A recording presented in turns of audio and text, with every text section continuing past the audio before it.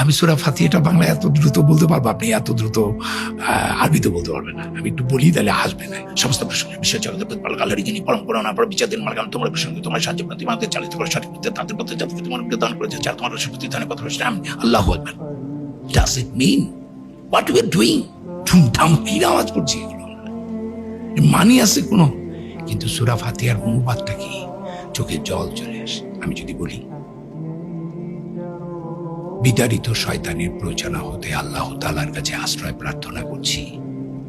পরম করুণাময় পরম দয়াময় আল্লাহর নামে সমস্ত প্রশংসা বিশ্ব জগতের প্রতিপালক আল্লাহরই, যিনি পরম করুণাময় পরম দয়াময় বিচার দিনের মালিক। আমরা তোমারই উপাসনা করি, তোমারই সাহায্য প্রার্থনা করি। তুমি আমাদেরকে চালিত করো সঠিক পথে, তাদের পথে যাদেরকে তুমি অনুগ্রহ দান করেছ, যারা তোমার রোষে পতিত হয়নি, পথভ্রষ্ট হয়নি। আমিন। আলহামদুলিল্লাহ। আউযু বিল্লাহি মিনাশ শাইতানির রাজীম। বিসমিল্লাহির রহমানির রহিম।